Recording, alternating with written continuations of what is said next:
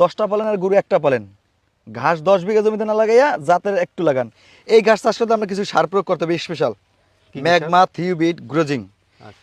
1 বছর বয়সের চারা যদি আপনি 1 গিট লাগান তাও জার্মেশন আসবে 1 গিট। তাহলে এটার মধ্যে কয় গিট আছে? এরকম তো লাগাই 1 2 আছে 3 4 4 গাছ 200 পিস গাছও লাগান, তাইলেও আপনারা 1 কেজি থিওবিট কিনবেন, 1 কেজি ম্যাগমা কিনবেন, 1 কেজি গ্রোজিং কিনবেন। এই তিনটা সারে 3 কেজি সার কিনবেন। যদি 1 বিঘা জমিতে 3 কেজি সার লাগে 3 প্যাকেটের।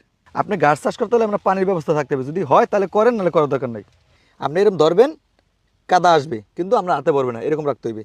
আসসালামু আলাইকুম ক্ষুদ্র খামারি দর্শক, চলে আসছি মনুদের দেশে। আমি আছি এই মুহূর্তে বরিশাল মুলাদি আরিয়াল খান নদীর তীরে। দর্শক, আমার পেছনে দেখতে পাচ্ছেন বাংলাদেশে এই মুহূর্তে সবচাইতে বেশি তর্ক এবং বিতর্কিত ঘাস সেটা হচ্ছে গুয়াতিমালা।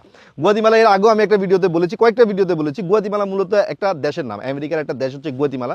সে দেশেই মূলত রিসার্চ করে অধিক ক্যালসিয়াম এবং প্রোটিন সমৃদ্ধ এই ঘাসটা আবিষ্কার করা হয়। এটা সম্ভবত আমার কাছে যেটা মনে হয় সেটা হচ্ছে ভুট্টা এবং নেপিয়ার জাতীয় ঘাসকে ক্রস করে তৈরি করা হয়েছে, কারণ এটার পাতা ভুট্টার পাতার মতোই দেখা যায়, এটা দেখলে মনে হয় যে ভুট্টা গাছ।